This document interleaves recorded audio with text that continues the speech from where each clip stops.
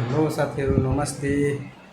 र आज म चाहिँ रुममा चाहिँ सब्जीहरू लिएर आएको छु है, सेल्फ कुकिङ गर्नुको लागि।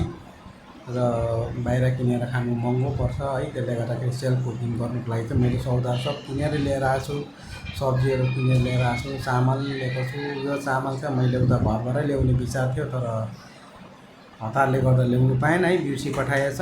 र यो चामल चाहिँ यहाँ चाहिँ चामल अलिकति त्यति साह्रो राम्रो पाउँछ, राम्रै पाउँछ, तर यो चाहिँ अब लास्ट यही क्वालिटी होला राम्रो चाहिँ।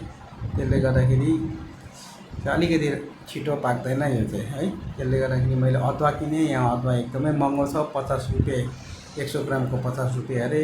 र यो पानी किनेको छु, यो चाहिँ पिउने पानी हो है। र तपाईँहरूले यो पिउनु पानी चाहिँ अलग्गै किन्नुपर्छ। र सब्जीहरू किन्नुहोस्। यो चाहिँ तपाईँको खाना पकाउने पानी हो, यसको दाम चाहिँ तपाईँको 50 रुपियाँ नै पर्छ। यो ठुलो यसको ठुलो जारको पानीमा है 50 रुपियाँ पर्छ। यो चाहिँ खाना पकाउनु मात्रै। र दुध किनेको छु, दुधको साथसाथै मैले एउटा सानो दुध तताउने स्टिलको भाँडा पनि किनेको छु है। र म चाहिँ सेल्फ कुकिङ गर्नुको लागि चाहिँ सब सामानहरू लिएर आएको छु आज चाहिँ। र यहाँनिर किचन हो, किचनमा यो भाँडा है, यो भाँडा, यो ढकनी, यो दुईवटा पन्यु, ढकनी, कराई, यो भाँडा र ढकनी गर्दा चाहिँ तपाईँको 7वटा आइटम थियो। 7वटा आइटम चाहिँ तपाईँको एक दिनको 20 रुपियाँ युज गरेको है। र यो भाँडासँग जम्मा मलाई 7वटा दिएको थियो।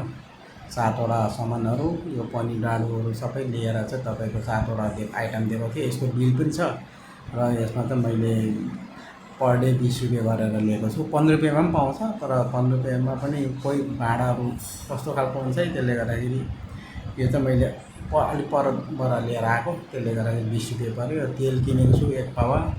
अन्त यो ग्यास चुल्हा तपाईँको ग्यास विथ चुल्हा छ है। यो चाहिँ 2 केजीको र 140 रुपियाँ पर केजी हुन्छ है। मैले 2 केजी। र साथीहरू तपाईँहरू बाइचान्स आउनुभयो भने तपाईँहरू सेल्फ कुकिङ गर्नुहोस्। सेल्फ कुकिङ गऱ्यो भने तपाईँलाई फाइदा छ है। र बाहिर चाहिँ प्रायः जस्तो नखाने गर्नुहोस्। आफै लिएर सेल्फ कुकिङ गऱ्यो भने चाहिँ तपाईँलाई राम्रो हुन्छ। र बाँकी भिडियो बादमा देखाउँला। Okay guys, by.